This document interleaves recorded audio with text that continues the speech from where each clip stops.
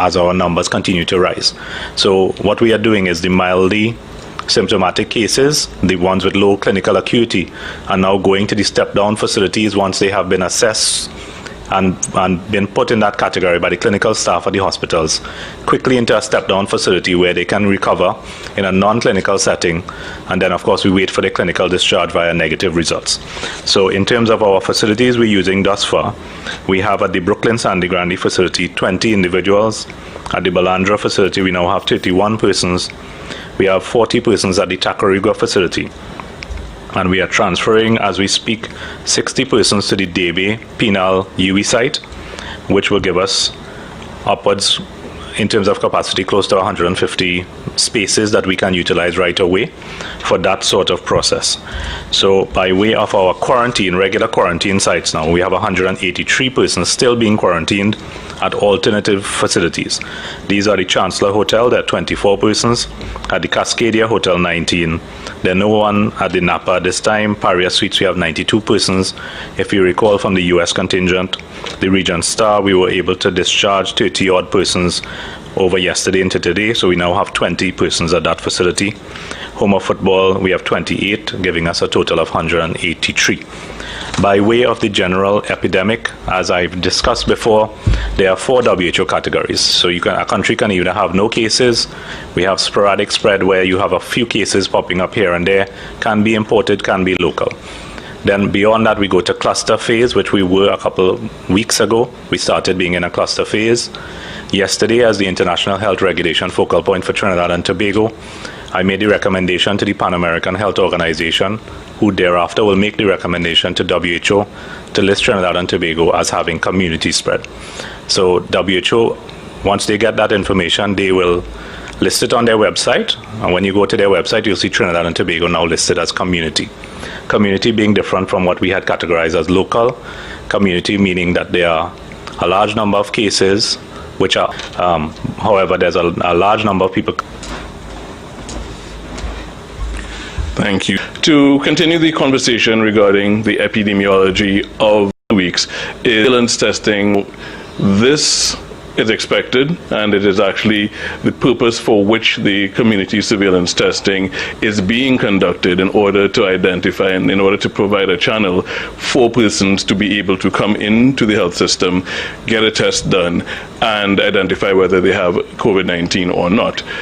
But as that proportion increases, it means that we have a larger group of people, a larger percentage of the population that is showing up with symptoms that are now related to COVID-19 without an easily identifiable or traceable source. Now, with additional epidemiologic investigations, some of these are still linked back to exposures of which the clients were not initially aware. As we get the information on where they have been, where they've exposed themselves to gatherings, etc., we may be able to make certain links between pre-existing clusters and new cases.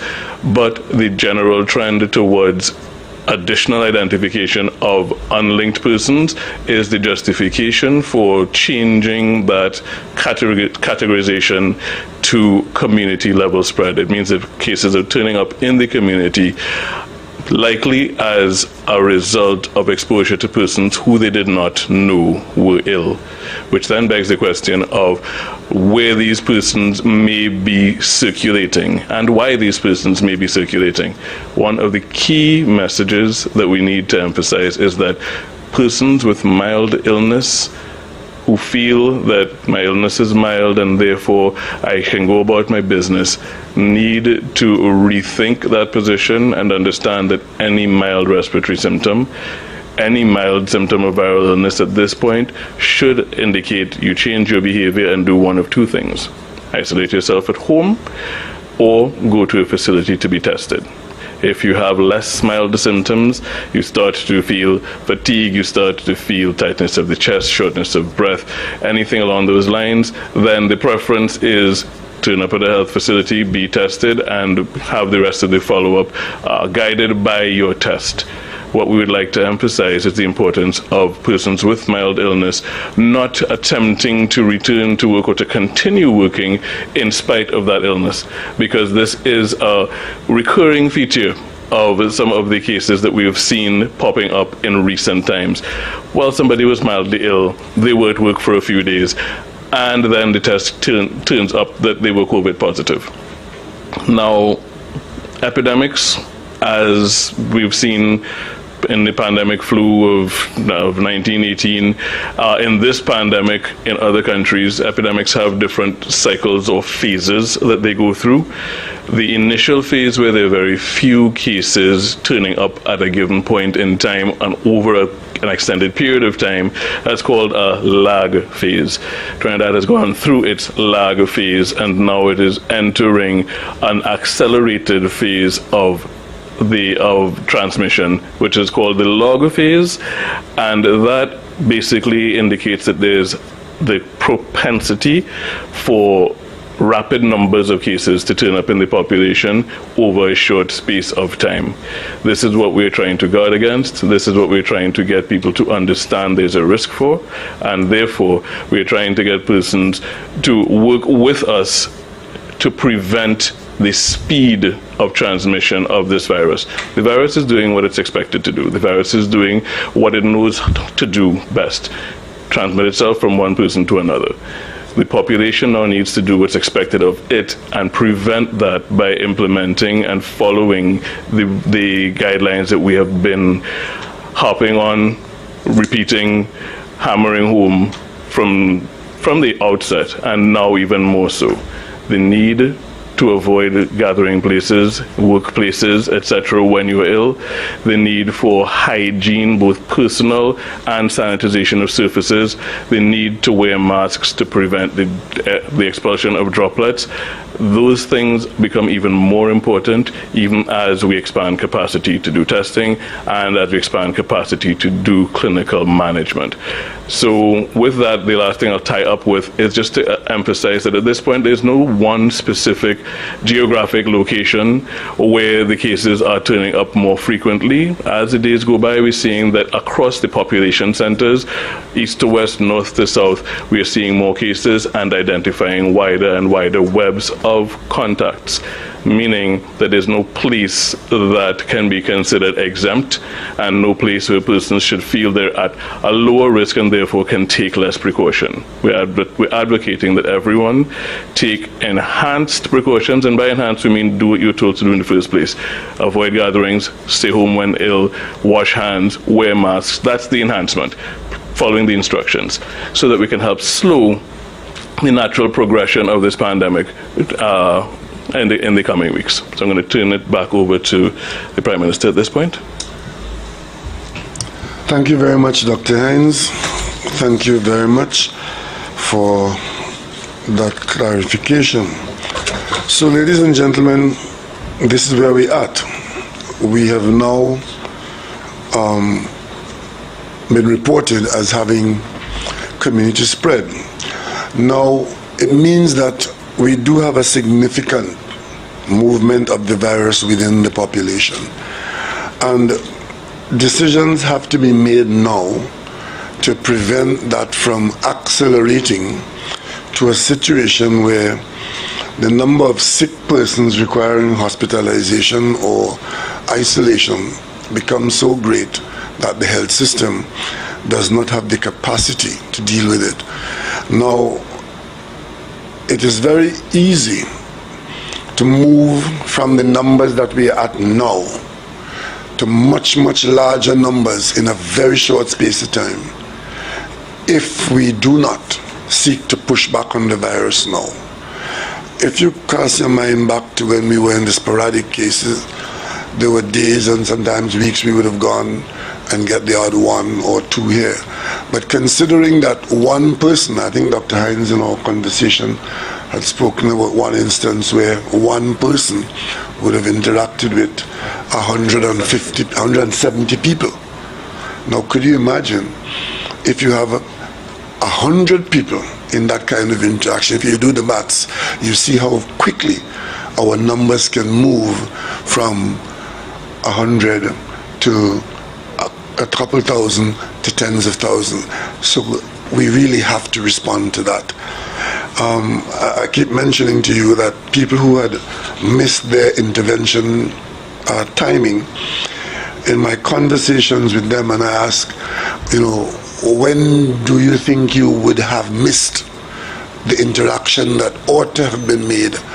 And they would tell me it is about this kind of situation where you think that it's not bad enough to warrant drastic intervention, but in fact, by delaying the intervention in a situation like this, you are guaranteed to move the curve steeply upwards and get to a position where the number of infected persons and the persons requiring hospital care, especially if that hospital care is high intensity care that you're looking for, high dependency unit populations and so. So today, the government has looked at this situation. We've been monitoring it on a daily basis, and we are now at a position where we have to act so as not to get sucked into a situation that is far worse. So there are a number of actions that we will take now, which will be expected to remain in force for the next 28 days. As you may recall, the virus has a 14-day cycle, and we're going to have to watch it out. Those people who are already assumed or known to be infected, they are already in their 14-day cycle. And the people that they've been interacting with, known or unknown, at the end of that 14-day period, such persons would need to have another cycle to be able to say, well, we are shutting out the cycles from running within the population. So as of Monday morning, because tomorrow we'll put the regulations in place, so it comes into force at 6 o'clock on Monday morning, we would have all in-house dining at restaurants and bars to cease from Monday morning, food courts in malls. So what this means is that such places will only supply purchase and take away, no consumption on premises. Precincts. Yeah, take away and no consumption in these restaurants and bars and food courts and malls or in the precincts of these places, meaning that we do not want people to gather. So they can provide foodstuff or provide drinks which you will purchase and take away to a non-gathering environment. So that's the first thing we'll do. So we're backing up on that. Beaches and rivers to be closed to the public again for the next 28 days. We also will close all places of worship. So we'll go back to worshiping at home or virtually. We will close all gyms. We will cease all contact sports. Water parks are to close. Casinos and members clubs are to remain closed. Cinemas are to be closed. And the authorized gathering of persons outside of the home is to resort to gatherings of no more than 5 persons. Weddings and funerals and similar sort of events, christenings and whatever, we will resort to 10 persons. We will reduce the availability of travel to Tobago, restricting air and sea bridge transportation and population transfers. All teaching to close at this point, as though that period of closure for teaching institutions will go until December 31st. And we are consulting with the Attorney General at the moment, and within the next 48 hours or thereabouts, we will indicate what action we will take with respect to the mandatory use of face masks. We are going to find legislative arrangements which will allow action to be taken against those persons in the national population who insist on not wearing a face mask in public, because we are now convinced that they are endangering the wider population, and therefore we will cease to rely on suasion and move to having it become an offense to not be covered nose and mouth in a public place, and that such persons, while we may not be able to pick up everybody or fine everybody, the law will be put in place so that you will be at the discretion of law enforcement to face that. Of course, you can avoid it completely by simply doing what we've been asking you to do for 3 months. We cannot now continue to allow significant proportion of the population to be unmasked when we do know that in managing the virus at this kind of concentration in the population, the wearing of face masks is a useful tool, an effective tool in helping us to restrain the movement of the virus from one person to another. The time for persuasion is now past, and we will take such action. And also, we will ask members of the public, as far as you are able to, stay home. Avoid persons who you have no real need to be in contact with. If you observe what we have done here, we've taken options, but we've left the economy in place. People are still required to go to work. The essential services are on. You'll be allowed to move. But by these actions, all of these actions are aimed at reducing the gathering of people in places where they would normally be exposed to gathering. That is what we're doing now.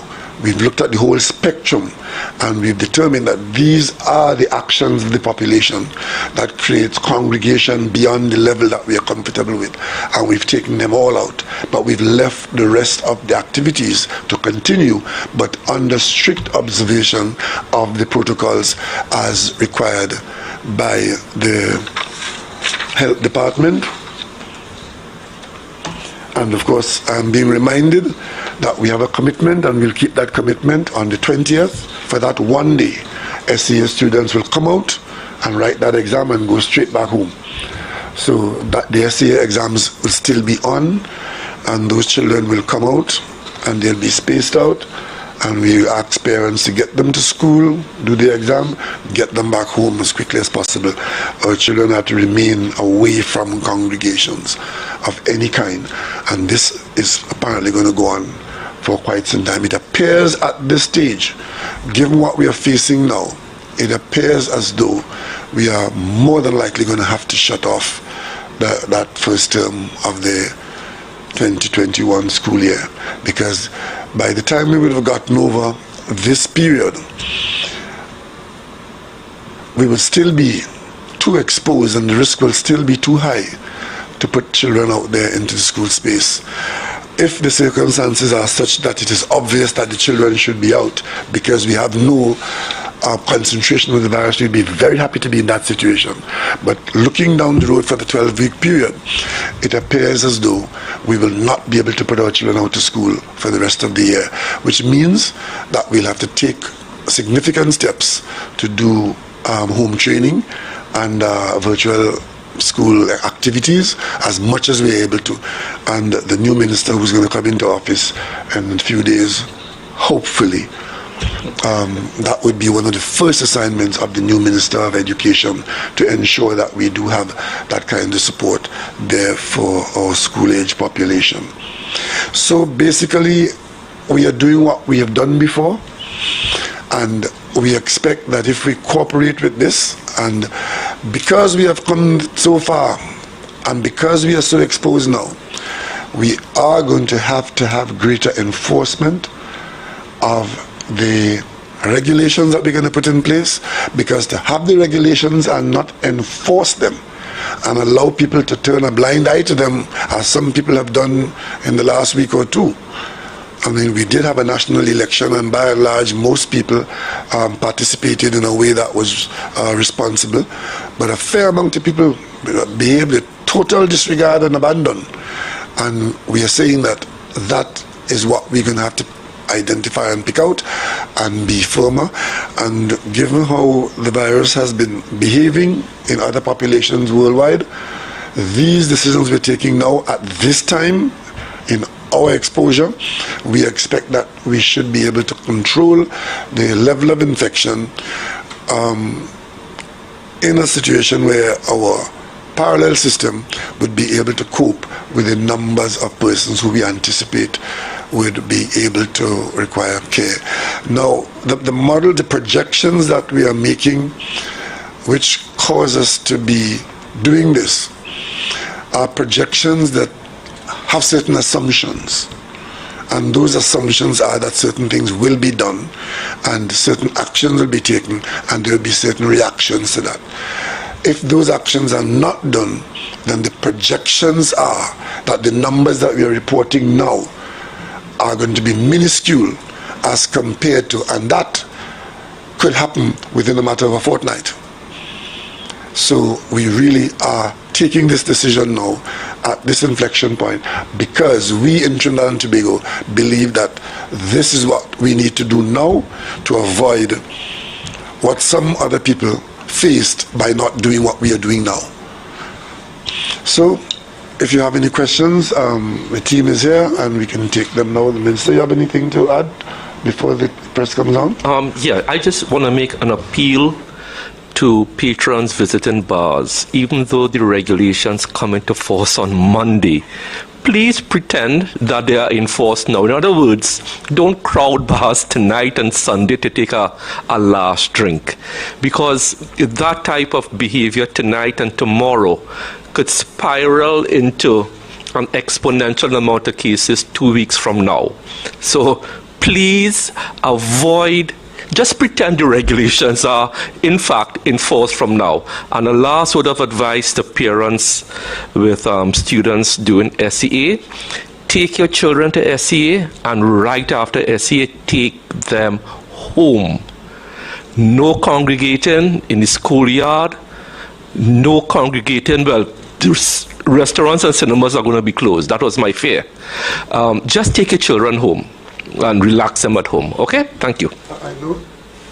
I know this question is going to come up as to whether people can go out and walk, and the answer is yes, right? Yes. But while you're doing that, you distance yourself. Correct. You're walking with a partner, keep your 6 foot distance. You're walking with 2 or 3 people, that's your 5, and at all times, be masked. A couple of days ago, as I go around the savannah, I take careful note of who is walking, and initially we had people masking up and walking, and then you see less and less and less people, and you're asking yourself, are these people aware that they should be wearing a mask, or is it that they have come to the conclusion that we are comfortable and we don't have a problem and therefore we can do that? The answer is no, we are not comfortable. And as for those persons who are going around the country defacing walls, writing obscenities, I trust that you will end up in the hands of the police somewhere, advising people that COVID is a hoax and we don't have COVID and all that. That is the lunatic fringe who should be ignored, except when they're defacing walls in and around the city. This is a very serious situation. We have been in this situation since January, and we have been making adjustments as we are required to do, and this is just another situation. Now, let me just say something to the country. If these activities that we are rolling back here now, if they do not get the level of observance as we expect, and the numbers get far worse even after we've done this, the next situation is to go into more complete closure. You would recall when we went to a lockdown, the kinds of cost that was involved, from unbudgeted expenses, largely from borrowed money, that we used to fund the period of lockdown. The last thing that we want now is to find ourselves in a situation where the prescription for a response that is required is a prescription that tells us that we should go back into a lockdown. But if that is what we have to do to save lives, we will have to do it. But it may not be with the level of comfort and support that we had in the period before, because there are limited resources within the national community. And we have used up significant portions of that during that period of lockdown. So it behoves every one of us to try and avoid that situation where our circumstance in the country as a result of our lack of cooperation puts us back to a situation where the prescription is to shut down the country's activities so as to roll back a level of infection which cannot be treated otherwise. So it is very important that what we're doing now is done to the letter, spirit and letter, so that we don't find ourselves in a situation where our response has to be as drastic as a lockdown. I'm appealing to the population, and I'm asking for some support from those people who are leaders of one kind or another to stop misleading people. And by now, we should be on board, that all of us should be on board in this country fighting this. There's no room for persons to be carrying a separate conversation. The facts are there, the evidence is there, the data is there, and there are two families tonight who I, along with the staff here, extend my deepest condolences to those families who have just lost members in response to the virus. We've lost 10 people in the national population, but we do know that if we do not take this thing seriously, there is a likelihood, not just a possibility, likelihood that many more families, and we don't know who those families are, don't know who they are, just by cooperating, the life you may save might very well be your own, or somebody who is close to you. There's no room here for picking and choosing. The virus does not pick and choose. It simply wants an opportunity to jump from one person to another. And all of this, inconvenience and losses and pain and suffering, all of this is to minimize the effect of the virus on the population. We'll start off with the money, just a little bit. Money. Financial assistance for people who, when we had the first lockdown, they received rental and these things. Will that continue? And can we afford to keep that up? Well, we dealt with most of the applications that were made, and the ministry was dealing with literally cleaning up what we had done. But remember, we're not going into a lockdown now, We're going into reductions. Much of what I talk about here are personal lifestyle things. I said earlier on, the economy continues. So persons should still be going out to work. And what the ministry is doing is just concluding the applications that were there from the lockdown period. We are hoping to avoid a return to that situation where new applications in a situation of lockdown is going to be required, because that is when you're going to have a funding crisis. Prime Minister, while this is not a total lockdown, we will see some fallout now, and with these restrictions. Well, if the fallout from this, the Ministry of Social Development will look at it and determine how much support is available to persons who genuinely need it, right? And with respect to the 50% capacity for maxis and taxis, there was a one-time grant given to those persons, those operators. Will that now continue? Because it would have been a one-time in the first instance, but now with this further restriction. We'll look at it a little along the way, but I'm not committing to that today. But then after 28 days or towards the end of that, we will see what kind of assistance that is available. But I simply want to make the point to the national community that there's not a bottomless pit of money to fund back and forth in this matter. If we have to go in there, we are in a much weaker position now financially than we were in in March. And you would have mentioned the restrictions now for in-house dining at certain institutions, certain places. You've not mentioned pharmacies, groceries, and roadside vendors. They remain, the businesses remain. Just take it as I've given you. We've taken out this. What we have not mentioned here will continue. You didn't mention casinos. Casinos, yes. Casinos, members clubs, and cinemas. We've withdrawn services in those areas. So financial assistance for those people who work in that sector, will that be? Will that be on the table? Well, that would be on the table as long as we can afford it. Would they now continue with those workers affected, given that this restriction is going to be in place from Monday? How do those workers now operate? Do they now go back to the Ministry of Social Development? What's gonna be? Well, they wouldn't come on. They wouldn't. I don't want people rushing on Monday to start to make applications, right? I mean, they either get paid by fortnight or by the month or so. In the coming week or two, we will see how we'll manage that, right? But we will make assistance available as far as we are able to, right? You mentioned as the Prime Minister, so that one time the exam is on. What about sanitization of these premises, schools, ahead of the exam? Oh, the arrangements for the SCA remain in place. Whatever arrangements was in place for the exam to be done, that remains in place. So we get the exam done and we get the children back home. That's the only day we expect students out.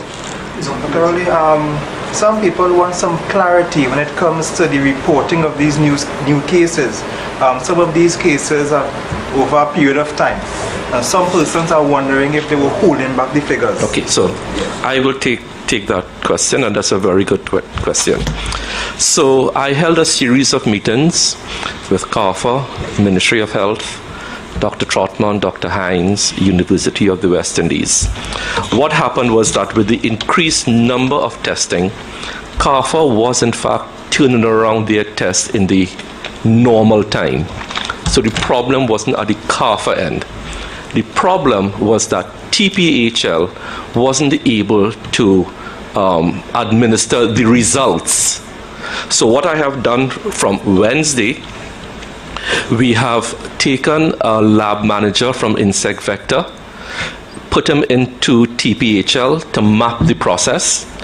In the interim, while I'm waiting for that report, we have put in Dr. Naresh Nandram, whom you all know, directly into TPHL with 2 admin assistants to speed up the reporting.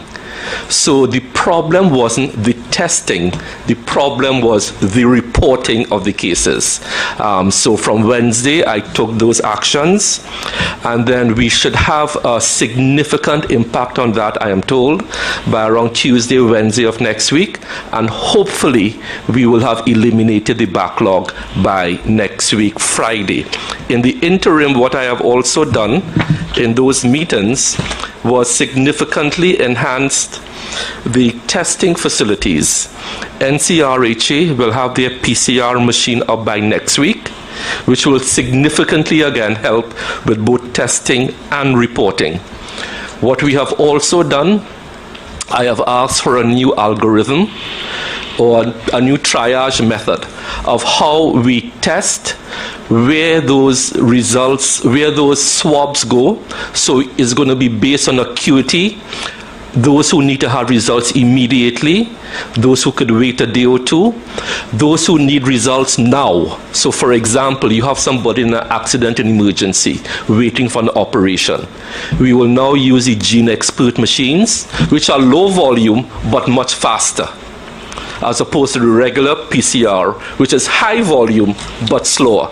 So we have totally revamped the whole testing protocol. So one, the backlog should have significant ease by Tuesday, Wednesday, and then we have significant new protocols for testing. So the problem was never at the CARPHA end, the problem was at the TPHL for the reporting of test results.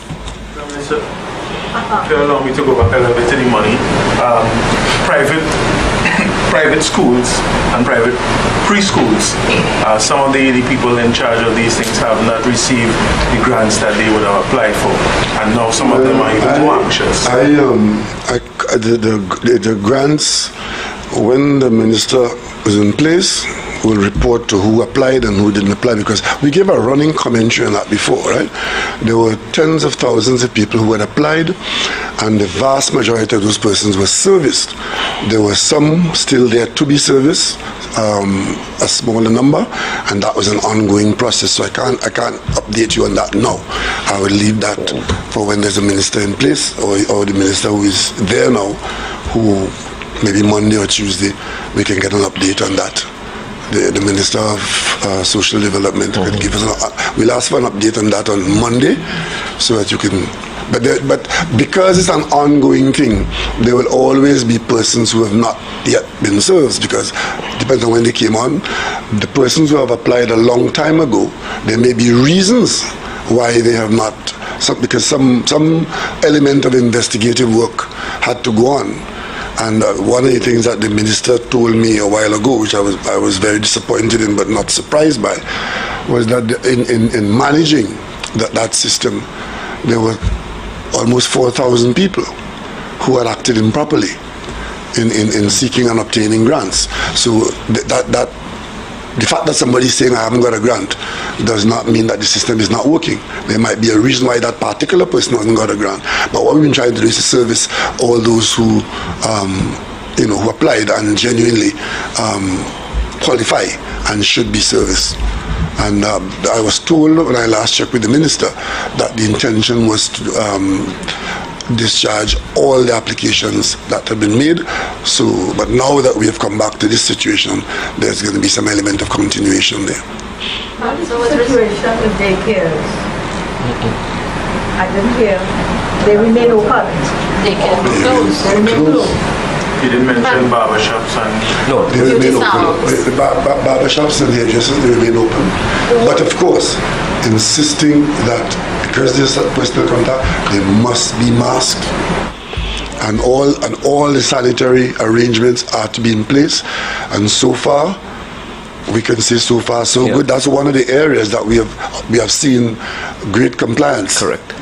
The level of compliance in that area has been quite exemplary. So, what about the public service in particular? Because I know the public service remains on a 50% rotation. So it's going to continue. Yes, managers out to work, managing a rotation of subordinates. And what about the border closure and the repatriation process? Is that going to be slowed down? Because will that be cut off now? Yeah, the minister can give a matter. That had The exemption. Thank you, Prime Minister. As you all were aware, we've been seeing consistently throughout the numbers of persons we grant exemptions to and repatriate was dependent on two things: the state quarantine facilities and the state supervised quarantine facilities, as well as we never wanted, if there was a sudden spike, the parallel healthcare system to be overwhelmed. So we are at that point now. You would have heard the CMO give an update that they're now going to be using Debe, as well as Tacarigua and some of these other facilities that we were using as quarantine facilities, as step-down facilities and facilities where those who are mildly affected but positive cases, so it immediately reduces it. We are continuing to manage these measures to make sure our healthcare system can manage the positive cases. So right now we are going to step back a little bit from the grant of exemptions, but we will continue to manage it. We will utilize the space we can in close consultation with the Ministry of Health to make sure that the system, no system, is overwhelmed, either the quarantine or the ability to provide the healthcare, the parallel healthcare system. But there are still people stuck. Oh yeah, I mean, I had a meeting with the exemption team at the Ministry of National Security, 2 meetings since last week Monday, and one was yesterday, and I was actually quite surprised that some of the numbers have risen. So for example, from Canada, from the UK, because we had done some clearing, we had done flights and granted exemptions, and what it indicated to me, and it was actually confirmed, is that you have people who have been living abroad and they now want to pack up their life there, either in the short term or the long term, and come back. But we will continue to use our priority system, that those who are who went out for temporary, for vacations and this type of thing, they will be prioritized. The elderly, the sick will be prioritized, those with small children. So that will continue, but we will have to manage it carefully so as we've always said, the closure of the borders is to protect the population here in Trinidad, and that is what we will continue to do, to make sure our system isn't overwhelmed. Prime Minister, any thought as to cancelling or DCPL? Given the players have been here, they're training, and they remain in that bubble, but... You may recall that the whole CPL arrangement is that they're operating in an isolated bubble. So they are very well secured away from the population, and that will continue. And even more rigorously, that arrangement is not interacting with the population. It's a separate bubble. The players are among themselves, tested, not interacting with the national population, going to the ground, playing, broadcasting, and that's about it. So that will continue. I think it starts next week. On the 18th, yes. 3 weeks. It's on the way. I have a question for Minister Diallo. Minister, I know that during the previous phase, the planning, the preparation, you would have mentioned bringing on additional personnel to visit places to ensure that they were complying with the washing of hands, installing of sinks, and those sorts of things. Can you say at this juncture, given what we're looking at and legislative changes coming, may we see more persons being brought in or to enforce these going forward? Because we've heard the Prime Minister say that persons' non-compliance really is one of the key factors in this spread now. So thank you, Annalisa. At that time, we did indicate, and I remember distinctly bringing on 50 people. We did bring on actually 48. So those 48 are already there. What we have also done, because this is important, what we have noticed with community spread now, a lot of burden is being placed on the level of the CMOHs, County Medical Officers of Health. There are 8 in Trinidad, 1 in Tobago. We don't want them to burn out. So what we have done, what we decided yesterday at the meeting which I chaired, we are going to be in a very short order boosting each CMOH's office, so like St. George West, St. George East, the River, Victoria, and so on, with personnel to help with contact tracing, doing all the calling, the swarming, the administration.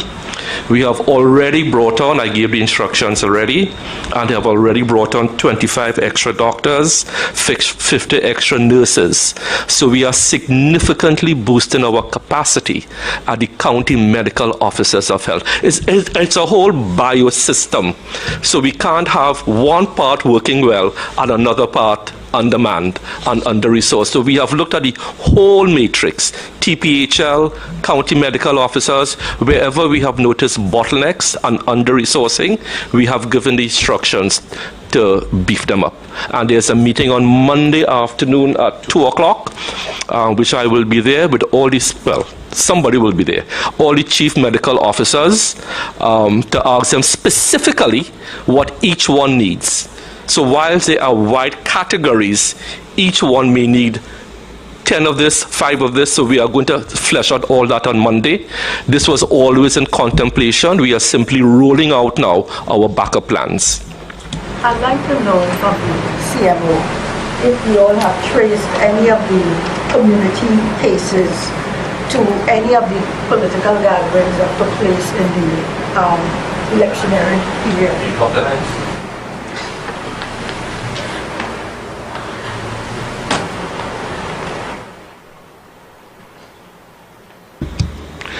Okay, thank you for the question.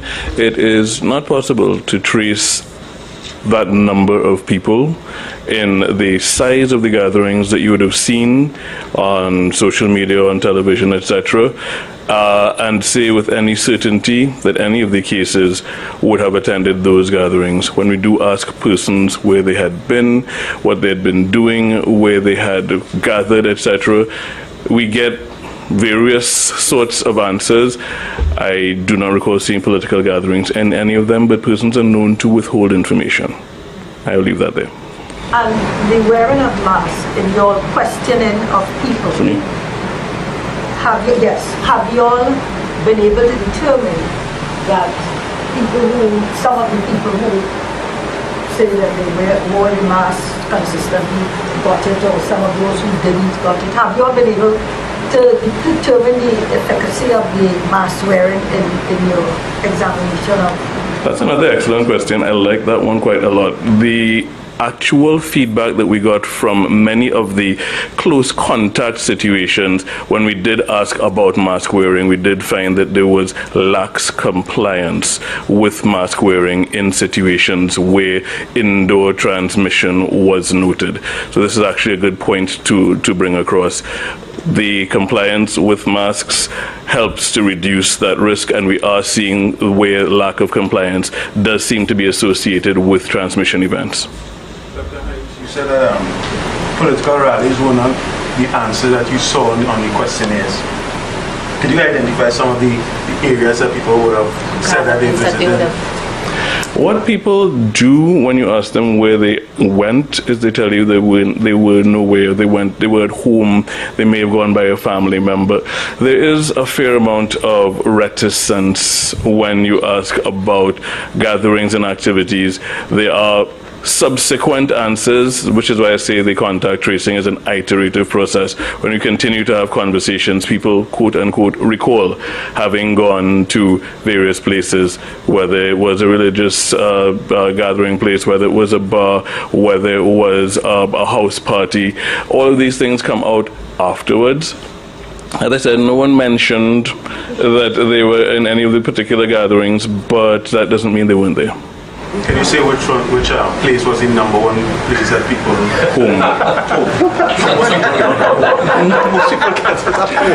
Most things happen at home because they spend a lot of time there. If you ever been to court, you understand the process, right? You start off with great innocence, and then you massage the truth out, and eventually a great canvas is painted. So, but I would be surprised if the gatherings that we've had in the last 2 weeks were not contributing somewhere, because it is the population. There would be no reason why those gatherings would be excluded from any other. Huh? So, Prime Minister, to follow up on that, with these restrictions, and you're saying now that gathering of such during the run-up to the election, do you think that perhaps government may have waited too long to introduce these restrictions, and they should have been introduced prior to the election and during that election? Well, because there was a lot of movement. We could not have introduced this prior to the election, because we were not in this situation when the election was called. The election was called in July, and we were not in this situation. During the election campaign, we started getting some increases, and by and large, the campaign went well, while there were some people who gathered here and there, but it is not as a result of the election. And if it was, well, at least that is behind us now. And I want to say to you and your colleagues, if I was the first person in this country to have even mentioned the postponement of an election, you would have written so many stories opposing that and accusing me of all kinds of things. And I decided that you will never get the opportunity to do that. Since you're in elections. No, we're not in elections, we are in COVID. Will we be cancelling like the Independence Day parades and so on? All gatherings that threaten our safety and security would come under the microscope. As of now, that is not a priority. I know you would have alluded to it earlier, seeing less people wearing masks over a period of time, but as the economy opened up gradually over the months and the weeks, would you think that a major factor for these high cases is simply complacency by the population? I wouldn't say that simply. Lack of compliance is a contributor, but bear in mind that it's a risk. I went into some detail here before. When we came out of the lockdown, we knew that we were exposing ourselves to increased risk, and it is logical if we were away in small groups in your home and we shut ourselves away from the rest of the population, then that situation is not one that is conducive to an explosion of infection. On the other hand, we have to talk about our livelihood. So when we thought it was sufficiently safe, we started working on our livelihood. We opened back our manufacturing, we opened back our transportation system, we even attempted to open back the school. And once you do that, we knew that we were taking on some more risk, but we were trying to manage it, and we started seeing the numbers increasing. And we get to this point now, where we now have to say, listen, we are sufficiently exposed, the level of risk is too great to continue, we need to stop and roll this back by doing what we know will work. And that's what it is. Because all along, we couldn't have stayed home for the next year and say, okay, let's be perfect and have a perfect zero risk situation. It is never going to be zero risk. It's a management of a level of risk. And that's why if it comes out that within a fortnight from the emancipation, from the National Day Parade, that we are in this situation with increasing numbers, or that we see that a population at the savannah of those numbers and the gathering around is a risk that we are going to be exposed to, then we're just going to have to shut it down. I know Minister Young said we sort of slowed down the repatriation process, but the people who want to leave, is that going to continue apace? The answer is yes. I mean, as the Prime Minister said on numerous times, and as I was repeating even to the staff this morning, anyone who wants to leave Trinidad and Tobago is free to leave. One of the difficulties people have is the modality of leaving, because there's still no commercial flights, but that is something, and I just want to use the opportunity, Prime Minister, to those students who want to leave, because we have anxious parents messaging me. We are going to put on some flights for them to leave, to get to points of transportation, either to the United States, maybe even to Barbados. I'm looking at one to Barbados. But of course, those flights are now going to probably have to return empty at this stage until we can manage to take people into our quarantine system. But we are going to be very careful and bring back as many people as we can as possible, so as to not overwhelm. But whoever wants to leave, is the Prime Minister frequently asks me that, what is going on about people who want to leave? And the answer is yes, everyone who wants to leave is going to be permitted to leave. Prime Minister, if you'll allow me, please. There are a couple pieces of advice I want to give to the national population, how we need to conduct ourselves. When we say funerals for 10, the same way, that doesn't mean 10 at a time. Because when we had the first set of regulations, funeral homes were allowing groups of people. It is 10 absolute. So it's not 10 and then you move them out and you bring in 10. We need the cooperation of everyone. And what I would like to ask the population, do not encourage gatherings in your own homes for birthday parties, private functions, anniversaries, all these things. These are just as dangerous as being in a bar, because you are inviting people into your home setting. Please, this is a time for voluntary action by the majority of the people to behave very, very responsibly. Do not invite the virus into your home. I have been asked to attend about 10 victory things that people, and I have refused all, because it's dangerous to expose yourselves and your families at this point in time.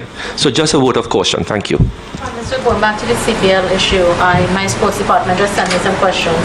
They're saying that there are groundsmen and auxiliary personnel, also persons who report to the venue every day from their homes. So they go home to their families and they're possibly exposed to whatever they may pick up or their family members may contract, and because they're outside that security bubble. Well, so, I trust that the groundsmen are not hogging up the players. But again, to the drivers, delivery personnel to the hotel themselves may also come into contact, because they're reporting.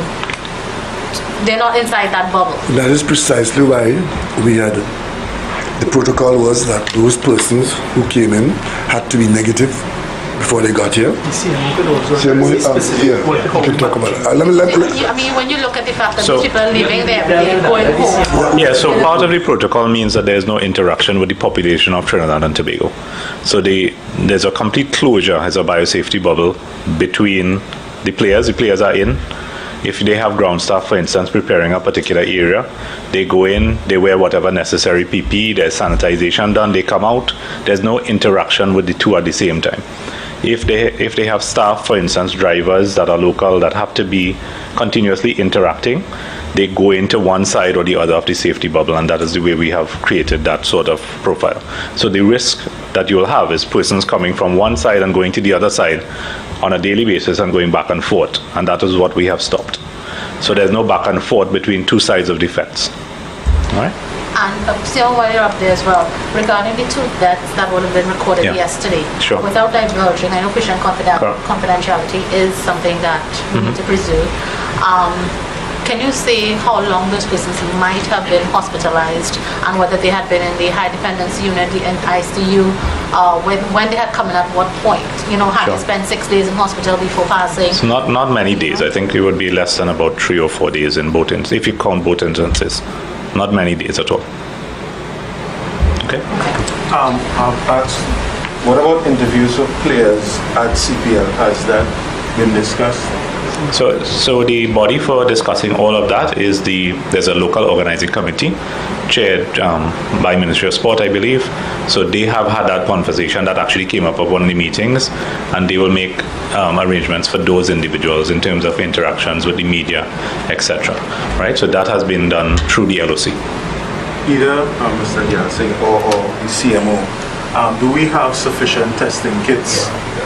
Yeah, thank you. Are we going to get more? So I did order an audit of testing kits on Tuesday, I believe, or Wednesday. The numbers are as follows. Currently, we have 20,360 test kits allocated only for Trinidad and Tobago.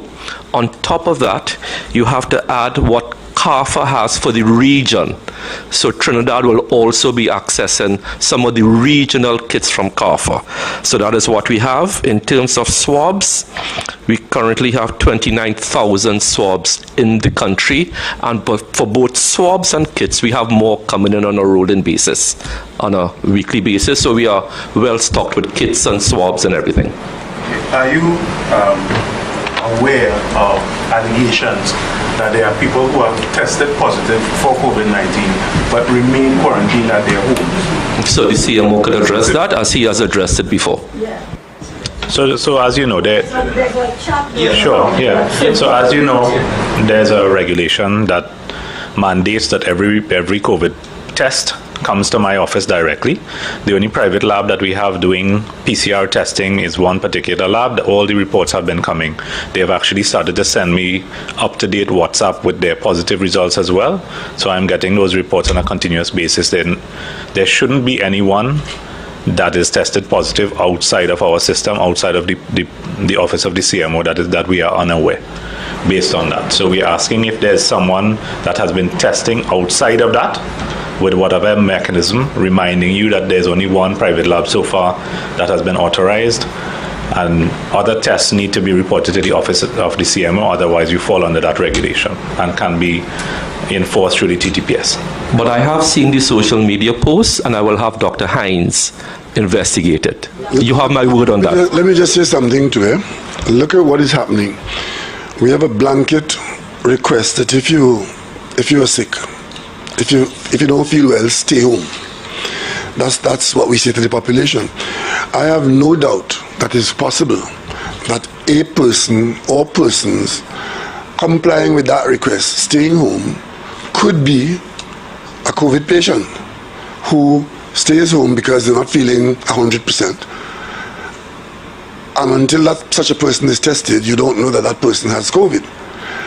And there's another group of people who will say, well, I think I have COVID, but I don't want to go into the quarantine system.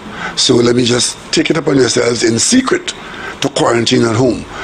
That is something that you will not be able to find out unless something else happens that brings you into contact with that person. So it would be, while it would be good to know what everybody is doing, logistically it is not feasible to know that, because a person could stay home thinking that I got a little twitch in my throat, I wonder if I'm coming down with something, and they stay home, and they might even think, well, I wonder if this is COVID. And if it's COVID, let me stay home for 14 days. And then such a person will be outside of the observation of the CMO. So if I tell you that there's nobody who is sick and is not in the system, that is just not feasible. Yes. What impact will these new restrictions now have on elective surgeries? What's going to be happening with that? Good question. So elective surgeries, which we restarted, we have already slowed them down a bit. So elective surgeries are non-emergency, but we are again stratifying elective surgeries, and those that absolutely have to go on will go on. So elective surgeries have not stopped, but we have in fact slowed them down.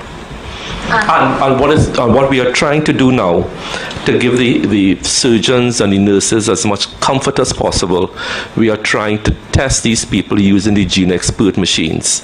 So we are trying to place GeneXpert machines across the system, and I could tell you where they are now. So ERHA will have a GeneXpert machine up next week. So they can do small volume but immediate results next week. TRHA already has their GeneXpert machine, and each RHA will have their GeneXpert machines in short order so that surgeries can go on. And I'm being asked, Minister, as well, Sure. Can you give us clear guidance? Can you give the public clear guidance on the use of a face mask as opposed to a face shield that we're seeing people using? Which one is the preferred choice, and what sort of advice in terms of... Let me see your hand. Yeah, so the face mask is far superior in terms of protection from both yourself being infected as well as you infecting others. The face shield, as you know, there was a particular category of people that may not, for medical reasons, be able to wear a face mask. A face shield provides some level of coverage. It's better than wearing nothing, but it cannot replace a face mask in its entirety. And I'm not sure who's going to take this other question. Hopefully this will be the last from me. In terms of saying now that we're going to have children remaining at home possibly until the end of December, until the end of the year, would consideration now be given to parents and guardians, persons wanting to bring in electronic devices for children who do not at this time have devices to engage in online learning, to reducing taxes on those electronic devices coming in? That is a complication which I'm not going to address today, but as we go forward, if those are things that can help and would help, then consideration will be given to all of those kinds of things. But I don't think that we are there at the moment. You may have to wait a little while longer until the counting season is over. Yes, sir. Which is the private lab that is conducting the test? I had to confer my colleague to find out if The CMO is in charge of that department. I will leave that question for the CMO. But I mean, The private lab, I think, would have been advertising all along. I sought some legal advice as to whether the ministry should come out and endorse any particular lab over the next, but I'll leave it up to the private labs to do their continued advertisement. All right? this GeneXpert machine, how easy it is to import? Pretty easy. It has become easier within the past month. The initial challenges we had with the GeneXpert machines was that the local agent was out of Guyana, and we did have some initial problems. Luckily, we now have a local agent, and that's why I can say confidently we will have more GeneXpert machines in the country. The GeneXpert machines is a PCR machine. It is just that they are low volume, same accuracy, but you get the turnover in a much faster time because the process is limited.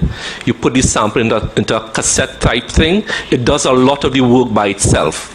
So it's low volume, but you get your results faster, as opposed to typical PCR, which is high volume, but it takes a longer time to get your results. What's the possibility then that a private lab outside of the one that we have importing this machine and conducting tests and giving results without alerting the ministry? I like your leader. So the private lab, there's one private lab that actually said to us early on when they were having difficulty for importing that they wanted to use this particular machine. We have looked at their setup. They have the machine, but they couldn't get the kits. So we are waiting them getting the kits, and they can run our test panel, which is supplied by the Caribbean Public Health Agency. Once they can do that, then they may be the second lab that is allowed to offer the test.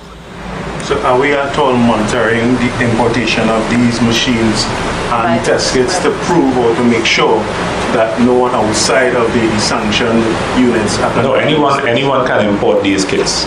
There's a process, if you import it as a private lab, to go through before the Ministry of Health would say that we validate your results and say that you are not approved, not certified, but approved to continue.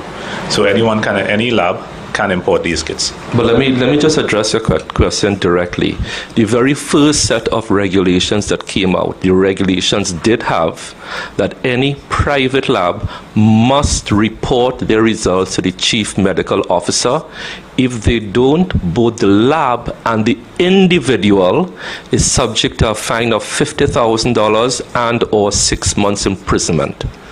So the regulations will take care of, and I'm just going to use the word rogue labs who do not want to conform, and once we find out that, they will fall under the regulations. And it's still in place. And Minister, you mentioned getting a new algorithm in terms of the reporting and results. As soon as that is sorted out, would it be safe to say now by early next week or by mid next week that we should have up-to-date real-time reporting as in cases within the 24-hour and not what we're looking at with 2 or 3 days lagging? So that is the objective. When I came back into the ministry on Tuesday and Wednesday, when I noticed that, okay, so what we want to do is have like an assembly line. Person, swab, test, results, treatment if necessary. The limiting factor or the bottleneck was not at CARPHA, was not at swabbing. The bottleneck was at the reporting side. So we have strengthened that division as of Thursday, I believe, CMO, when we sent in addition Wednesday, and the new algorithm should reach my desk on Monday, hopefully, and then that will be there. So, as I said earlier, we hope to get that backlog cleared up by middle of next week to the end of next week. In addition, NCRHA's PCR machine, which has a capacity of about 200 tests per day, should come on stream by the end of next week. That will further give us some capacity. Oh, it's up. It's up. The report I had was from yesterday. And then we are also working with Massey. We brought in an Abbott machine, which I spoke about earlier, for Southwest. We did have some initial hiccups with the Abbott machine because of the trade embargo which was in place in the United States a couple of months ago. We got the machine, but we did not get the tests. We eventually got 4,000 tests in. Now the hiccup is that typically you need somebody to fly in to commission the machine. We are now trying to do that virtually, but training for the machine for Southwest is taking place at North Central. So we hope to have all those bits and pieces in place, and then Southwest will have their own PCR machine. Okay? Can I just ask 2 questions? One, you said the public service will be on the rotation. Is there a recommendation to the private sector in terms of... No, we are trying, well, wherever the private sector can reduce the exposure of persons, that's fine, because we are wanting to reduce exposures. But we are leaving the economy to continue to operate without what we have extracted here this afternoon. So persons will go to work, and they, in the private sector, they may go to work at home where they're able to, or even do the same rotation if they're able to. All of those things would help, but we are not instructing that. And has the ability of this old government been hampered in dealing with this crisis? I'm sure you haven't. That means you have not seen the comment of the clerk of the house. That there's no old government. There's a government. If you want to identify the government, you could talk about the pre-countdown government and post-countdown government. The government is in place until such time as a new prime minister is sworn in. But there are some inconveniences, as you would expect. We are not functioning as we were. For example, nobody's generating any cabinet notes. The cabinet did not meet on Thursday. Some ministers have literally retired from politics. New ministers are to come in. So we are not in a normal situation there. And it will not be normal until a new prime minister is sworn in. The swearing in of a new prime minister is what will give us 100% operation at the level of the cabinet. Minister Dialsingh, are you still going to work? I should hope so. I never stopped working. Even on the election day, I was talking to the CMO, and I went back into the ministry as of Wednesday. But even on Tuesday, I was talking to them still. I chaired meetings on Wednesday, Thursday, Friday. Yeah, so I am working still. Prime Minister, if I may, just one question that we're being asked by quite a number of persons. With respect to the bars, as the Prime Minister indicated, we're not shutting down bars, but there's to be no consumption of what is purchased at bars on the premises or in the precincts. Same thing with restaurants. So it's not the closure of bars, no consumption in precincts or on the premises. Yes, sell over the counter and take away. That's not, I mean, is that practical to go to a bar and buy a drink and to go to your car with it? The alternative is to close the bar door, which we're not doing that. Yeah, but I have a feeling that people, that will open the door for just the normal bar operation. Yes, because once you're allowed to go in. Well, if it turns out that day, if that's what's going to happen, well then we just close the bars. Ministers, we did not mention elderly care facilities, and that is something I know before that had been mentioned in the first instance. But are we going to stick with restrictions for those particular types? So we have Dr. Rohit Doon, who manages the elderly care facility under our direction. You may recall at an earlier press conference, we did indicate we were rolling back some of the restrictions and starting to allow limited visiting.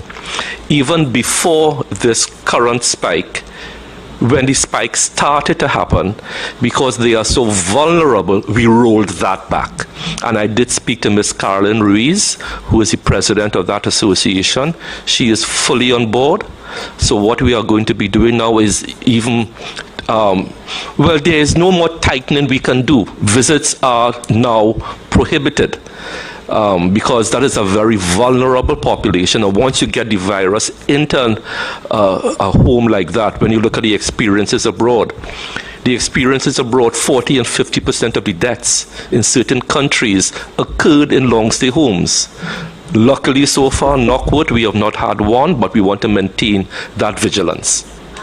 And I must say, the owners of these homes have been very, very cooperative with us. With respect to visiting at public institutions such as the hospitals, it was 1 hour, one person. Yes, we had limited at the start of our response to the pandemic that visiting hours will be restricted to 1 hour, one person, and just like with funerals, it lapsed, and then you got one person going up, coming down, and another person, and we stopped that. So the same way we are asking funeral homes and hospitals, it is one person per visit. Same thing with funerals. It is 10 people, not 10 people in a group at a time. We need the cooperation from all sectors of the society. But thank you for asking. Prime Minister, there are thousands of questions coming in here.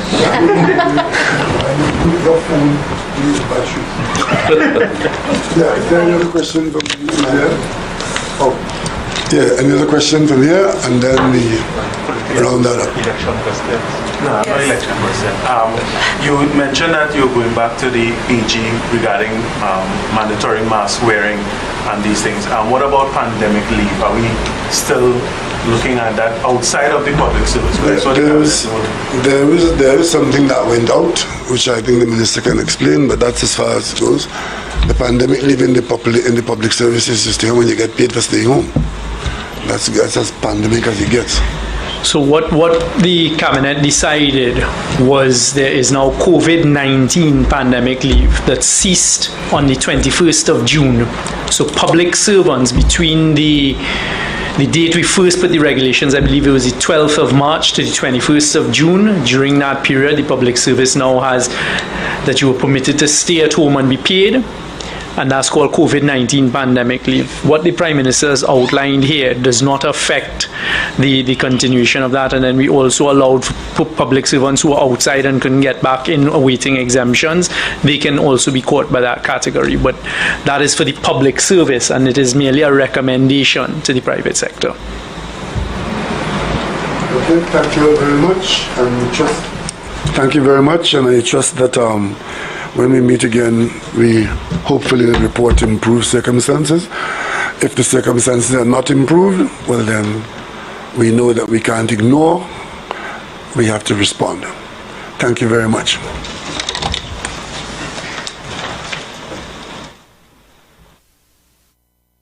The Kira Pentecostal Empowerment Ministries International of 27 McDonald Street, Kira, Trinidad, West Indies presents Empowerment Through the Word. Come with us as we affect humanity with the life-transforming power of the gospel of Jesus Christ. We invite you to stay tuned and be blessed.